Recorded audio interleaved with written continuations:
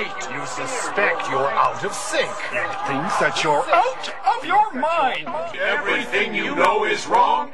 Is it possible to go to hell and return? Bill Weiss says so. 23 Minutes in Hell is his New York Times best-selling book, one-man story about what he saw, heard, and felt in that place of torment. Bill, welcome to the show.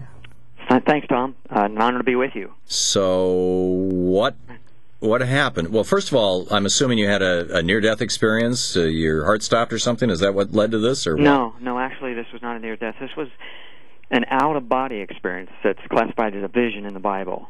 Okay. Now, let me just preface all this by saying, I'm a businessman. I have a real estate company for 35 years, successful company. Right. I'm conservative. I'm not given over to these kind of things. I've never had a vision before. Had somebody served you mushrooms for lunch? No, and I don't take drugs. I don't drink. I don't watch evil movies. None of that. And I've never had any fascination with hell, no interest in it. I've never studied it. Okay, so in your out-of-body experience, you went to this god-awful place, I'm assuming. Now, what did it look like? What did it smell like? What did it sound like? A lot of it was like you would imagine, but much more. The heat was so far beyond anything you can imagine. There's Heat or hate? Heat.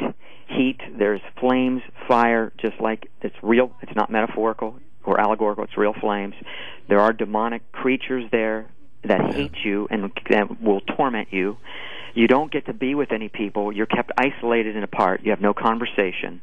The smells are so foul and putrid and actually toxic because you're breathing in sulfur. That should kill you alone.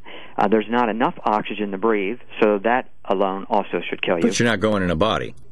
Yes, you do have a body, but it's not like this body. It's a spirit body, but it looks just like you do now. Yeah. And you actually do have a body. Matthew 10:28 talks about a body, and there's scripture that supports everything I'm telling you, and that's not important maybe to the world, but to a Christian it Bill, is. there are Hindus who have hung out with Vishnu. There are Buddhists who have hung out with Buddha. There are Muslims who declare that that Muhammad can be communicated with.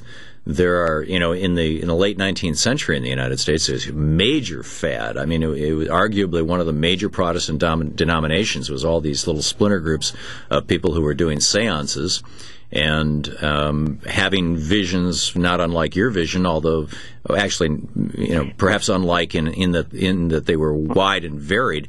What makes you think you weren't just hallucinating? Well, it's changed my life. I've left my career, which I've been very successful at for 35 years. And so, well, you have a new very successful. If you're running a New York Times best-selling book, and you've got a ministry going here, you're making some bucks on this pitch. Not as much as I did in real estate, but number two, I left before this book ever came out. Mm. See, I traveled for 7 years during my real estate career before this book ever came out. So what you're saying is that you had an experience that frightened you, and you are now living your life motivated by fear? No, by warning. I just want to warn people because most people are So you want other people to be afraid? No, not afraid, warned. Like when we had Hurricane Ike a year and a half ago in Texas, right. In the paper it said certain death if you don't vacate. Right. Now, you wouldn't be upset with the publishers for writing that article. No, you'd be grateful for the warning. Yeah. It's just simply a warning. And that's all this is just to give people a heads up. Hey, there really is a hell just like the Bible talks about. Okay, let me ask you a question, Bill. Mm-hmm. John, I forget where it is. I think it's in the 4th chapter of John, or maybe it's the first chapter and 4th. No, I'm pretty sure it's the 4th chapter of John. John says, God is love. I'm sure you're familiar with that. Sure. And 1 John 4:16. 1 John 4:16. Thank you very much. I was right. The 4th chapter. Yeah, you were. It's been a while Pretty good. since I read the Bible cover to cover 3 times. But in any case, repeatedly Jesus talks about love as the essence of Christianity. The first commandment is to love thy neighbor as thyself. Right. If God is a loving God, then why would he have people? Why would he torture people? Well, he doesn't torture them. All hell is a place that's absent from his attributes. It's a place that he is withdrawn. So you're saying that God doesn't really actually control the entire universe?